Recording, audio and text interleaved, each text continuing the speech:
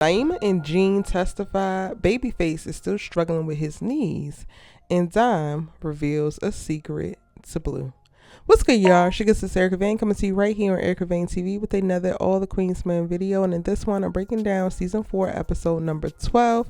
If you're new here, hit that subscribe button and turn your bell notifications so you don't miss out on any of my All the Queensmen content and conversations. Quite a lot went down in this episode, and it kind of felt a little bit rushed. The pacing was definitely off. It feels like a bunch of things thrown into the episode so they can try to start to push the storylines along. And I'm not necessarily mad at it, but it definitely wasn't a smooth watching experience. So I'm really just going to go through and like talk about all of the bullet points for each of the plot points that happened in this episode and give y'all some thoughts if I actually have a thought about it. Some of the stuff also feels very inconsequential. Sometimes it feels very unreal. But that's just is what it is, you know? All right, so we pick up in this episode where the women rob the patrons of Eden, and it stands out because they don't actually rob Eden. They don't take anything from Madam's safe. They don't take anything from Madam's registers. They just rob all of the ladies that are there, including Dime, where they take a necklace that she was given by her mom and she feels a way about. Now, this comes back later on because another patron the next day is wearing said necklace, and then that patron, when Dime pressed her, because Dime is the big bad Dime now all of a sudden. Dime pregnant or thinks she pregnant, now all of a sudden she big bad beat a bitch Dime. Girl, but she runs down on this patron like, where the hell did you get my necklace if you didn't steal it yourself? And she's like, oh, I got it from Cuts. So that's some information that Dime passes over to Madam, and basically they assume that all of the rest of the stolen merchandise is also being sold out of Cuts. So that is somewhere that Madam goes before the end of the episode, and we're gonna probably see her back the next episode because she's looking for the dude Jamal, who was apparently peddling all of this stuff, right? Cool. That I guess is actually interesting, but again, it moves so daggone fast that you can't even really not really register what's happening, but it just feels unnatural in reference to the pacing and the progression. And then also where Dime's character is at is completely unnatural. The moments that we watch her in this episode, I was just like, yo, Dime is completely different from the Dime that we were introduced to at the very beginning of this series. She feels like a dumbed down version of who Dime was when we were first introduced. It feels like her storyline or her backstory has kind of been flattened for her to have less nuance, less layers. I get that she's supposed to be going on this pregnancy arc, but how erratic she is to be, what is she like, at most a week and a half pregnant? Like, that is not how these hormones work that damn quick. I'm gonna need y'all to be for real at some point, but again, alas, it is what it is. Now, in the trial, we get to see Jean testify as well as Naima testify. And the Jean testifying really threw me because halfway through his testimony, he starts to get inappropriate, talking about how he wanted to eat Madam out, and he starts to get flustered saying he's having a panic attack.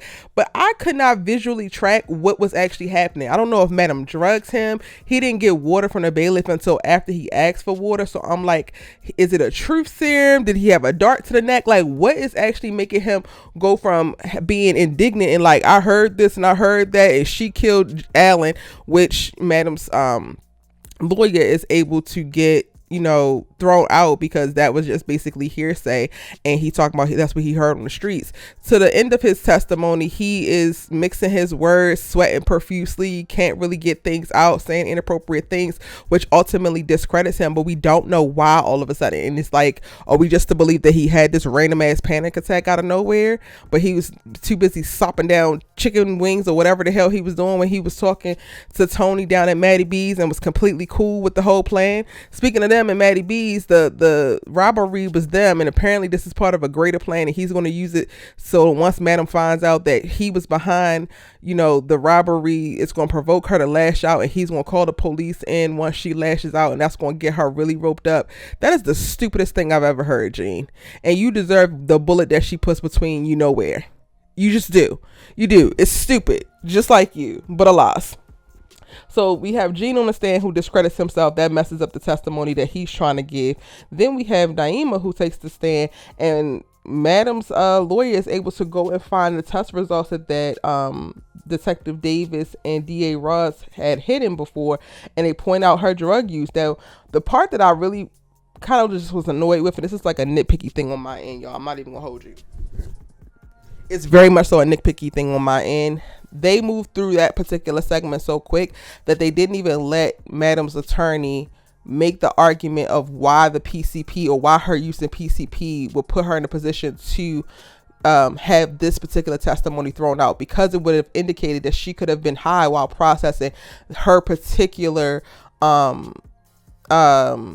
forensics, right? Because Daima testifies that Alan's DNA was found in a purse that was found in Madam's house, and while they say, oh, she just didn't pass a drug test, she tested positive for PCP, they don't ever give that particular statement. And I feel like it's stuff like that, it's like little specifics like that that kind of make what we're watching feel unrealistic. They just have some generalized, very over dramatized statements, but nothing that really grounds it in this could be a real trial. And whether it's the prosecution or the defense attorneys actually making poignant statements to further their particular cases or their version of what the case should be and how they should win, is a needed part, but they literally cut that out. He literally just says, oh, she tested positive for PCP, I moved for her to be stricken and everything that she's ever done to be stricken. And it's just like, but if we were really thinking about this, then it wouldn't necessarily restrict her testimony for every case that she's ever done over her 4-year career. It would be however many cases or whatever she's done since her last clear drug screening, which if she's getting screened every month, it will only be a month worth of cases. Now again, that is me being nitpicky, but I feel like that is like the little areas where they could just pay attention a little bit more. It's a little bit of effort to just be specific that would add so much credibility to what we're watching to make it feel a little bit more real. And so much of what All the Queen's Men has just become this kind of like surreal version of Madam's take of the criminal world and like her lived experience with it. And don't get me wrong, a lot of All the Queen's Men from the beginning, in reference to like her blowing people up and the guillotine and all of that, was very like hyper realistic, cool, but it feels like we're further diving off the deep end, and it makes it so that it's not even enjoyable anymore, because it's just a bunch of random things happening that could not plausibly come together in the ways that we're seeing it. So you don't wind up actually enjoying a story unfold. You're just watching a bunch of absurdities for absurdity's sake.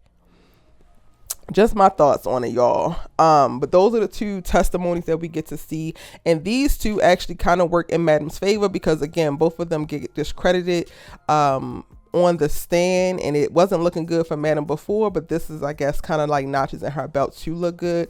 We also get in this episode early on Midnight telling the fellas how Renee is trying to blackmail him and he can't go to the police because it's might as well put himself in cuffs, and they don't really have no real advice for him. Well, you shouldn't have listened to them when they told you to go do the stupid ass fantasy, but here you are. And by the end of the episode, here you are again being arrested because what? She went to go run tell that. You should have just started laying dick off for her, I guess. I don't know. Like, even the Midnight storyline, like, while this is plausible, how they're handling it and the pacing in which they're going, I'm kind of like a little bit thrown off, and I feel like we're going to wind up getting some kind of weird ass twist of like somebody else putting Renee up to it specifically so that they can blackmail Midnight into testifying against Madam. Next episode, we're going to get to see testimonies from the dancers, so we will actually see.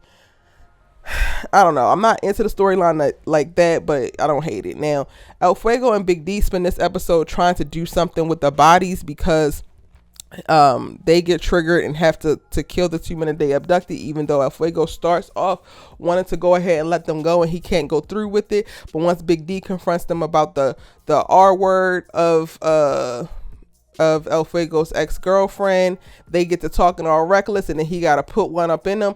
Shout out to Big D for not letting El Fuego be the one to take the shots, because he understands that taking a life and how that changes you for the rest of your life, and I think that he's trying to protect El Fuego in this way.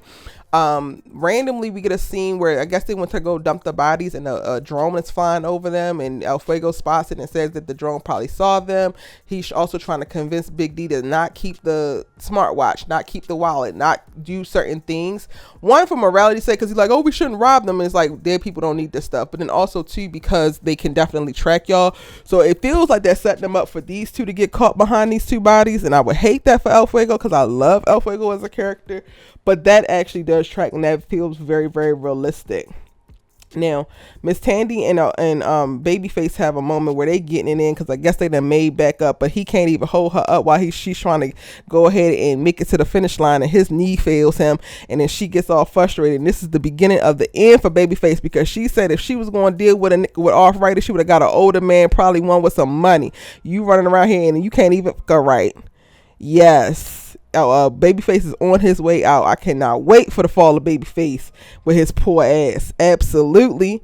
Now, on the side note, we get to see Carla in this episode, and shout out to her, because she's going after Toni and she wants to take Maddie B's from her, and I'm like, absolutely. Now, Carla doesn't know that their father is still alive. Madam is still keeping that close to the vest, but Madam don't give a damn who actually has Maddie B's. She cares about Maddie B's apparently, but she don't give a damn about Maddie B's in reference to running it for herself. So if Carla can get it out of Toni's hands, then she can go ahead and run and do whatever the hell she wants to do with it. And I really do enjoy watching Carla and Madam interact, so I wasn't really mad at this scene. It felt kind of like out of nowhere, she just popped up, but I'm always excited to see Carla. And again, I love watching them interact as sisters now that they have made amends to a certain point, and they have a mutual enemy in Toni. Hopefully Carla doesn't backstab Madam or decide to join forces with Toni at some point, which I'm hoping that won't actually be the case. Aside from that, Smoke tries to blow up Trouble, but she's in the bathroom at the time, so that doesn't actually work. And then by the end of the episode, he's still plotting on her, and they're planning to move her, but she got to testify the very next day. So we're going to see what happens with Trouble. We don't actually know what's next. I also enjoy seeing Smoke. He gives a great sinister visual when he does things. I think that the remote car and trying to blow up the damn hotel room was simple as hell, but I like the authenticity that he feels like when he's on screen in reference to being this like hired assassin and doing these diabolical things. It actually adds a little bit of credibility. I don't appreciate how much he has to call Madam. I'm like, get it done or don't get it done, sir. But we do have a moment where we get to see Smoke in this episode, and I think that's pretty much it. Oh no, Toni and Dime actually connect because she drops off a little housewarming gift for them, and they have that little moment. And I'm like, are y'all setting it up for Dime to look at Toni as a mom? And then that will create tension with her and Madam, because she's also trying to boss up and get all big and bad, talking big cash shit to Madam, making Madam impressed. I don't know. That's just me, and I guess maybe my writer's brain kind of like working, because I could see the seeds of that there. She's the one who pushed Amp to reconnect with his mom, and now that she's having this moment to connect with her, and Toni is being nice and overly kind and all of that kind of stuff, I could totally see that being the case. And the one thing that wasn't actually on my bingo card for this season was Dime being put in a position to choose between Madam and Toni. But I like it. If that's what they setting up, I actually like it. All right, y'all. Those are my thoughts on the episode. Let me know yours in the comment section down below. I apologize for being late with these breakdowns, but I am here, and I can't wait to see what you guys have been saying and keep the conversation going. It's your good sis you love to talk TV with, and I'll see you in the next one.